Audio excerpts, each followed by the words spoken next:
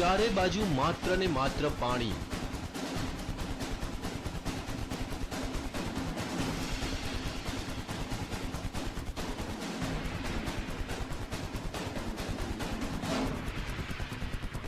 પાણીના ધમધસતા પ્રવાહ વચ્ચે ફસાઈ એક માસૂમની જિંદગી। મોતની લહેરો વચ્ચે જીવન અને મરણ વચ્ચે ઝોલા ખાતી માસૂમની જિંદગી। શું આ માસૂમ પોતાનો જીવ બચાવી શકશે ખરો?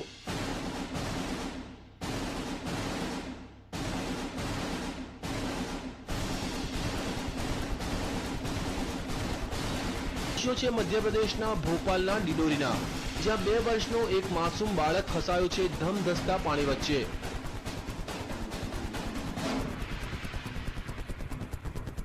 આ બાળક રમતો રમતો આ નદીમાં પહોંચી ગયો અને અચાનક પાણીનો પ્રવાહ વધી જતા તે અટવાઈ પડ્યો।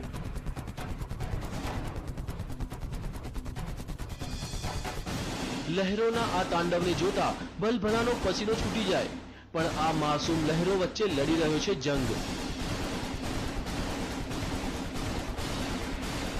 જિંદગીનો જંગ।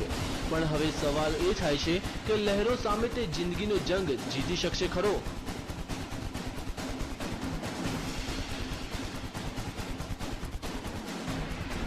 તેને કોઈ પણ ભોગે પોતાનો જીવ બચાવવો છે।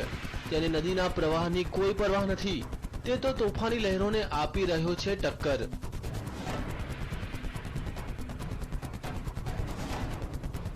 બાળકની આ જિંદગીના જંગને જોતા ગ્રામજનોએ તેને બચાવવાની માસૂમની જિંદગી બચાવવા ગ્રામજનોએ પહેલા રસ્સીનો સહારો લીધો। થોડા ઘણા અંશે તે સફળ પણ થયા, પણ અચાનક તે પાછો પાણીના પ્રવાહમાં તણાઈ ગયો। આ વખતે તો લાગ્યું કે માસૂમ તેની જિંદગીથી હાથ ધોઈ બેસશે।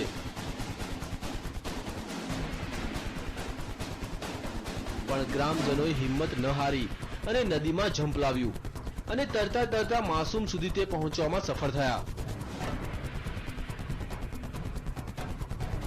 અનેક પ્રયાસ બાદ તેઓ આ માસૂમની જિંદગી બચાવવામાં સફળ રહ્યા।